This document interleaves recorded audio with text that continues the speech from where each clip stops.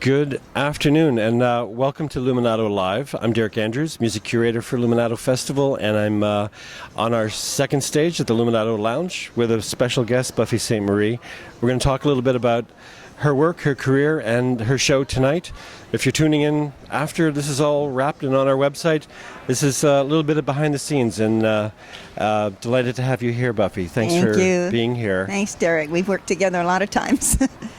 You have an illustrious career and have gone through a lot of different places. There's a chap who sent in a few questions, and he wants to know when you're playing in Fort Francis and Thunder Bay, and what can you tell us about your immediate sort of activity, touring, or anything like that? Oh, gosh, we're all over the place. The exact date for Fort Francis, I can't remember. I know it's just before we get on a plane and go to Europe. Okay. But this summer. Yeah, and you can find it at my website. Excellent. That'll have the schedule. All right. We're also playing the Winnipeg Folk Festival coming up. That's early July. Mm-hmm. We're playing Owen Sound. Summer Folk? Uh-huh. Excellent. That's mid-August. You know everything. I know those dates. A whole bunch of places. Then we're going to PEI pretty soon. Nice. I'm leaving a lot out. Buffy says it's on her website, so if you want to track her down and you're not here tonight to see the show that is on at 8 o'clock, it's a free concert. If you're tuning in now, please join us. This fan wanted to thank you for signing his album Ballerina and CD Running on the Drum. He's 59, has been a fan since he was 16. One of his favorite songs is Buried My Heart at Wounded Knee. Are you putting out a new CD?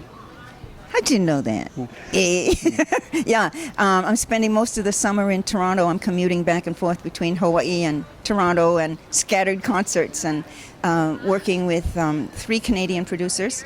Chris Burkett, who's originally from England and France.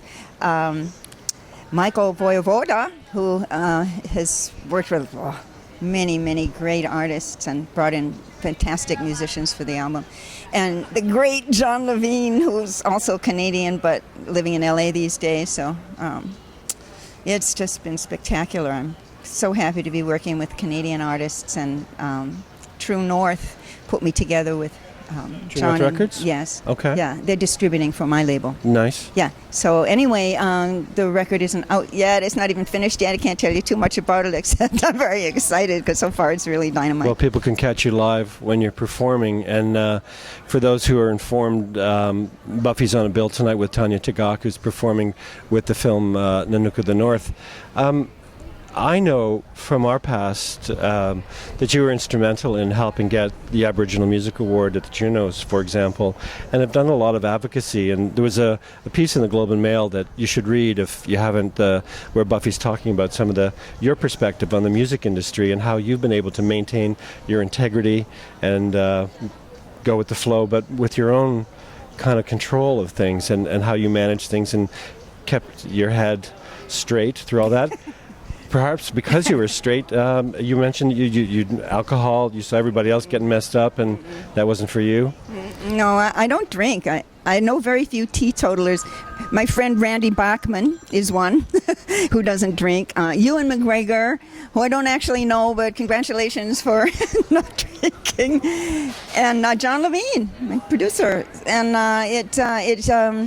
it's just different. It may have been sheer naivete that kept me out of that, but it also, if you don't drink and you don't go to bars after the show, you may or may not miss out on a lot of business opportunities. So anyway, I have had quite a different career, and I never expected to last in le showbiz for very long. So it was just every day, one day at a time, and doing it because I enjoyed it and because I like to write songs. And that's a healthy attitude, and I just want to play on that a little bit and talk about the health of your business perspective as well. I mean, you are a gorgeous woman. You would look so healthy. I know Hawaii must help. Thank you, Derek.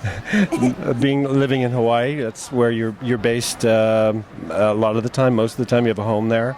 Yeah, I've lived in Hawaii for over 50 years. Right. Yeah. And but you are the health of your attitude towards the music business. That must you have a feisty kind of managing your own affairs kind of reality that I sense that you want to pass on to young musicians and to so that they take charge of their careers. I think you're giving me a lot of credit.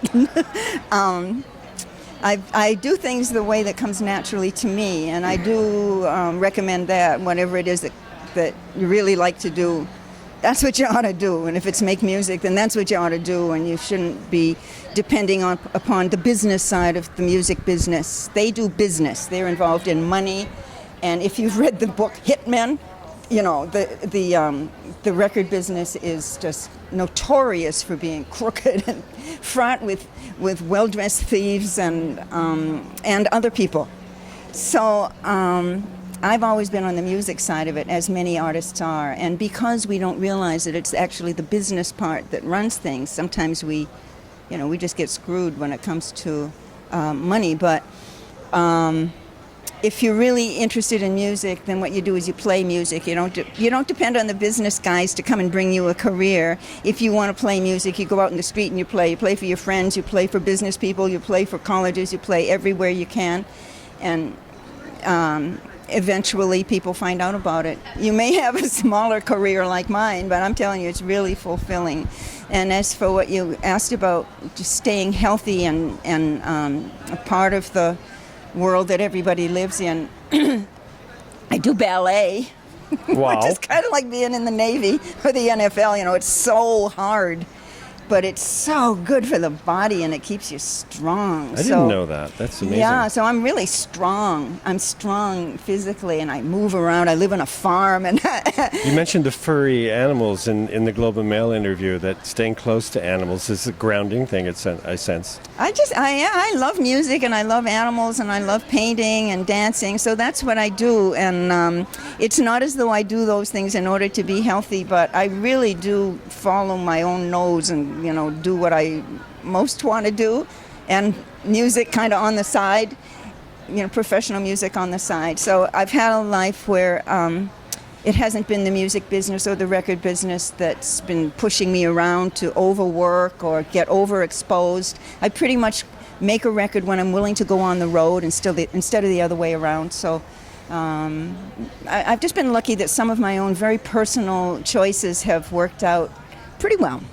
Well, you've been an inspiration for many musicians. That's part of what I was trying to express, and being true to yourself and things happening naturally, it sounds like, is a guidepost that people can learn from. And you mentioned something that I want to get into, because some Toronto audiences have seen your visual arts work, and I recall you doing work. I know you talked in the article about being ahead of the curve with the electronic music, but also your visual arts work was being done on computers and in ways that were ahead of their time, perhaps. Yeah, since the 80s. I was very lucky in that I found electronic music and which worked into computer music very young. I was in my early 20s. It was the 60s, and I put out an album called Illuminations. And of course, folk music people went, oh, they hated it. But art students and electronic music people loved it. And it went on to be voted by Wired magazine one of the 100 records that set the world on fire. So I think in the Globe and Mail also they mentioned, how being ahead of your time is not necessarily a good thing at the time. But if you're really doing things that you love and that you dig and that are fun, there was nowhere to go except into movie scoring with electronic music. And people really didn't get it for another 30 years. And for electronic painting, or digital painting as it's now known, which I used to call painting with light, painting on a computer.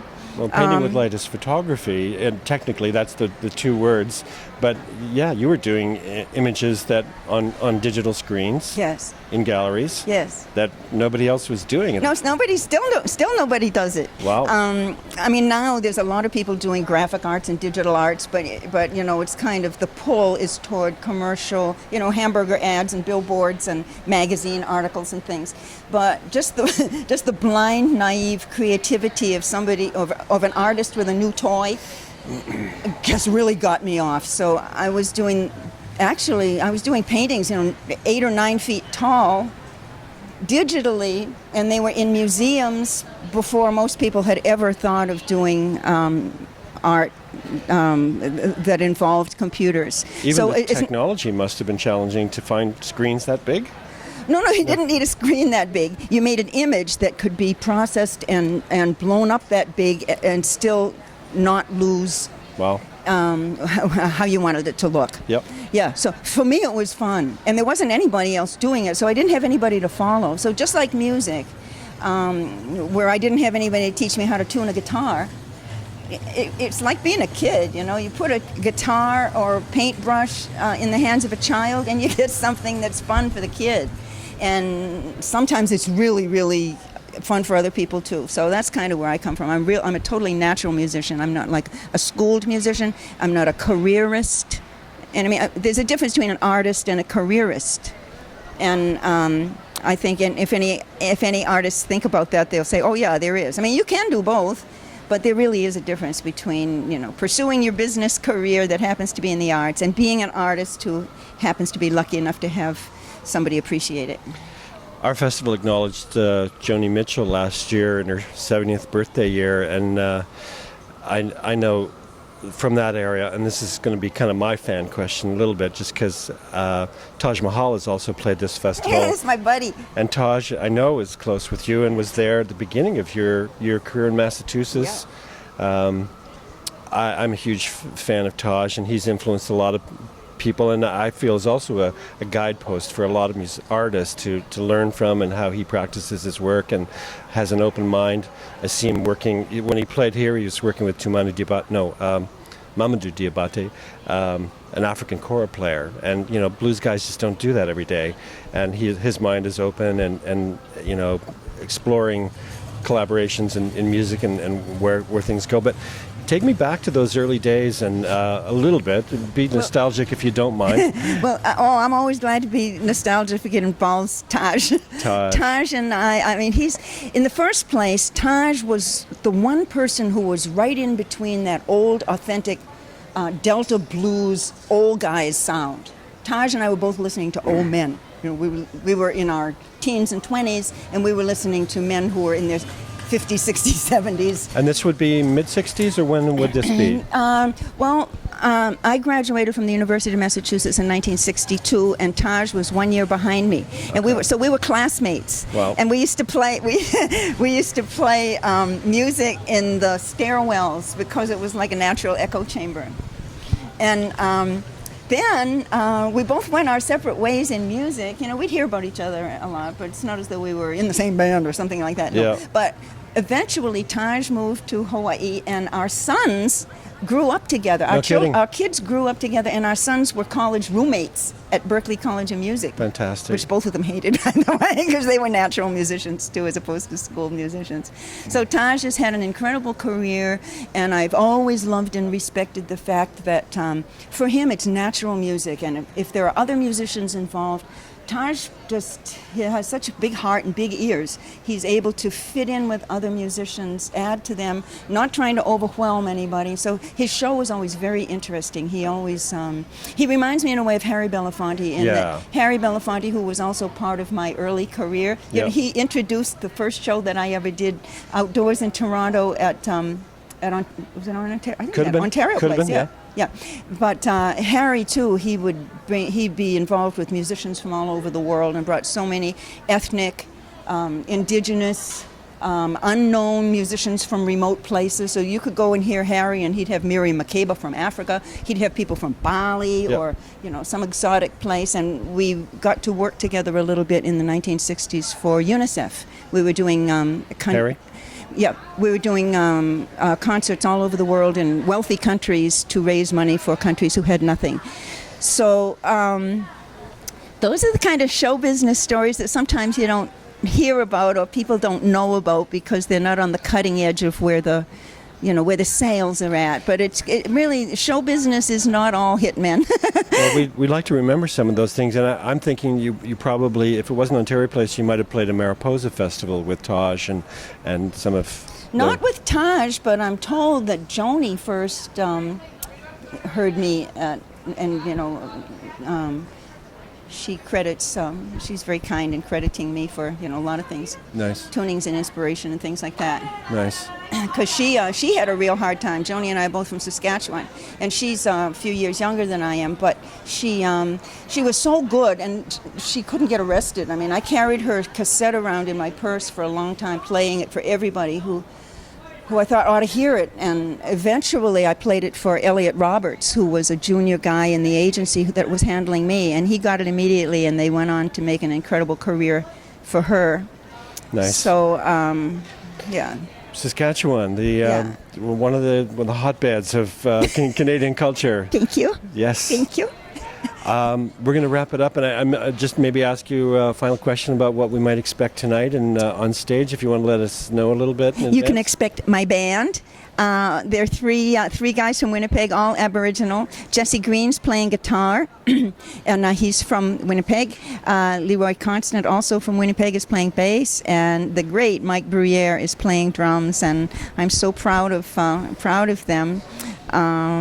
It's going to be a good show. It's going to be all mixed up, things that people have heard before, things that they haven't heard before, requests and all kinds of stuff. I don't know.